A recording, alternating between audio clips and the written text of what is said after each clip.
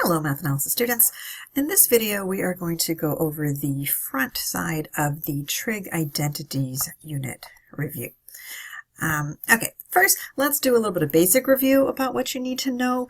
The big ideas that you need to know are some of the basic properties, such as tangent is equal to sine over cosine, cotangent is equal to cosine over sine.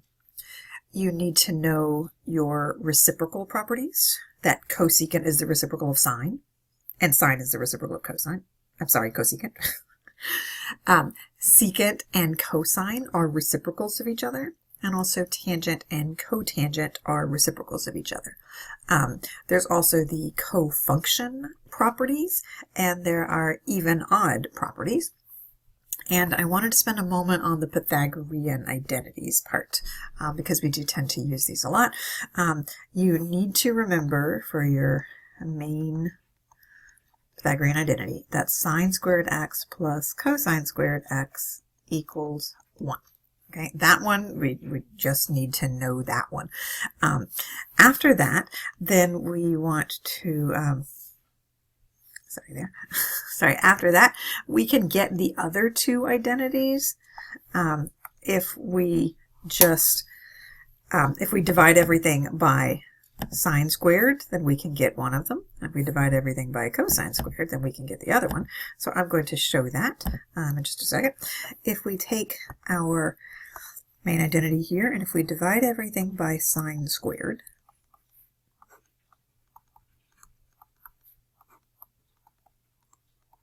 then we get sine squared over sine squared is 1, plus cosine squared over sine squared is cotangent squared, and 1 over sine squared is cosecant squared. If we take our main Pythagorean identity, and if we divide everything instead by cosine squared, then we can come up with our other Pythagorean identity. Sine squared over cosine squared, that is tangent squared,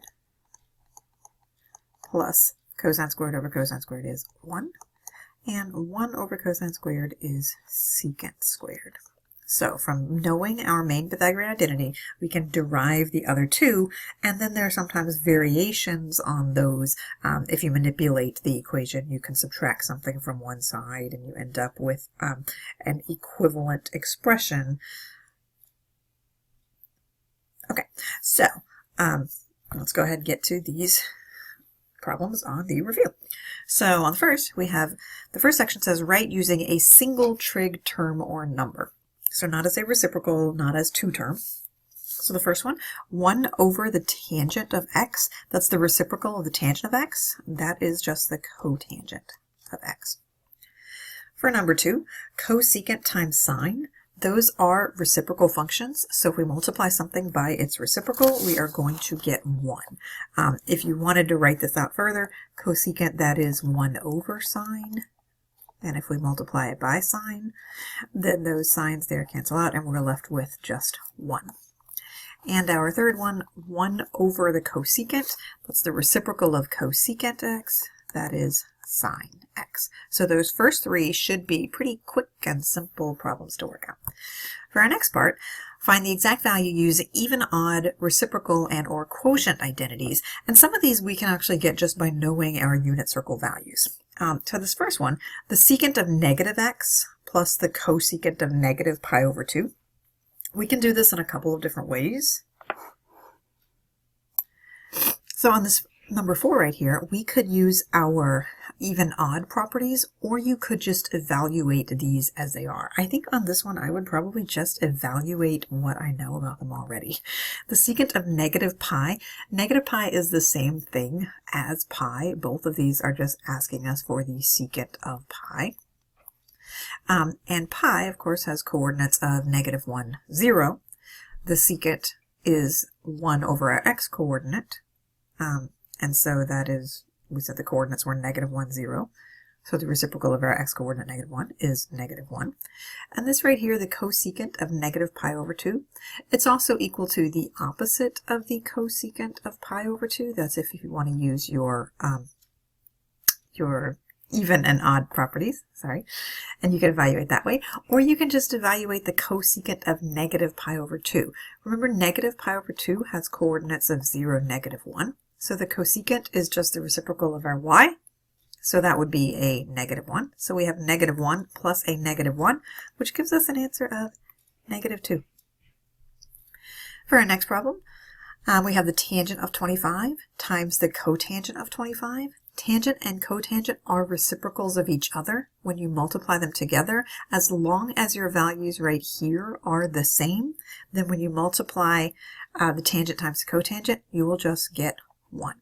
That would also work if it was secant times cosecant, or if it was, I'm sorry, I said that wrong, I apologize, sine times cosecant, because they're reciprocals, or cosine times secant. That would also work, as long as these are equivalent values here.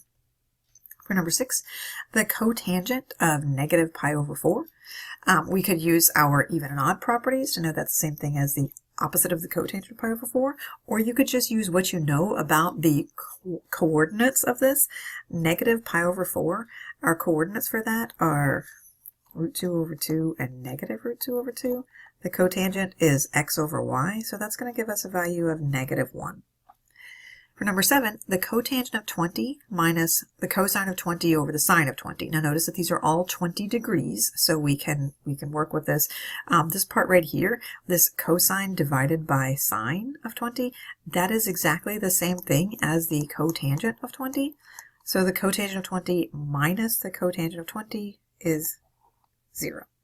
So all of these come out to be nice, straightforward integer values. Okay, moving on. Now, we want to simplify these.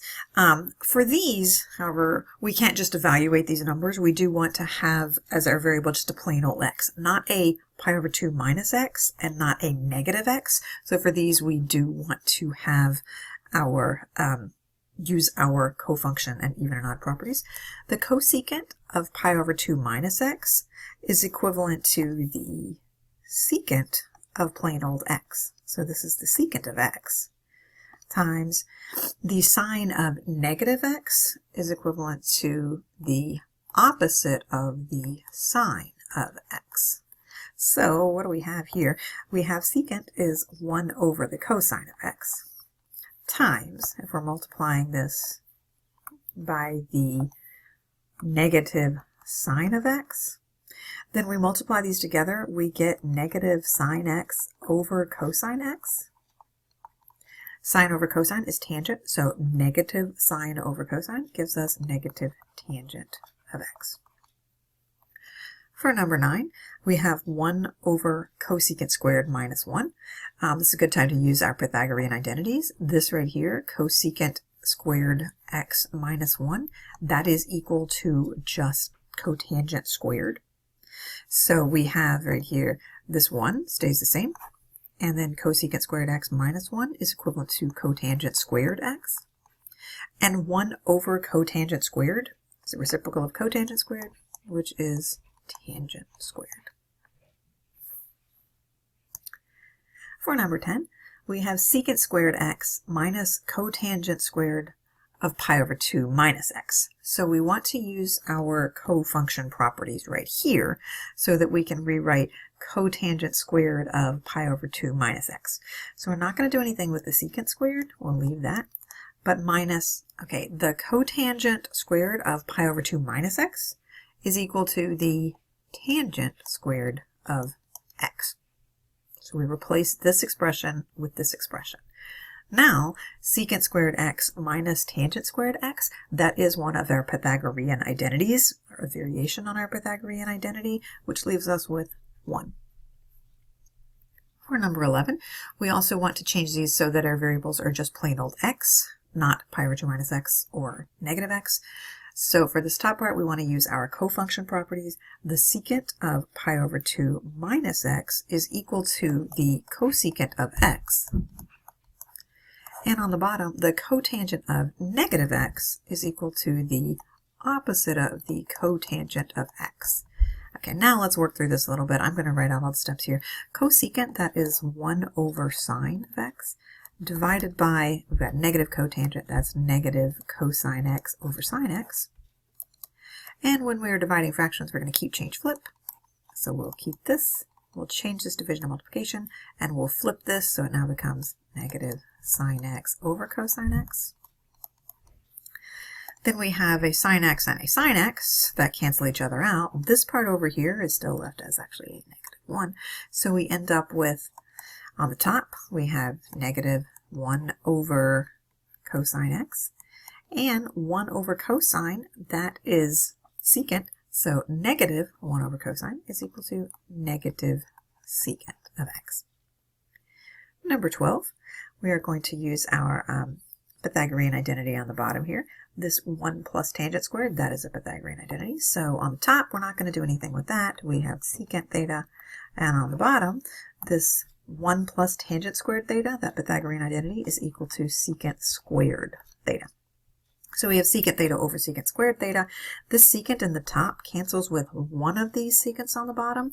Remember, though, that if we cancel out everything that's on the top, we still have a 1 on the top. So this is 1 over secant theta, which is cosine theta.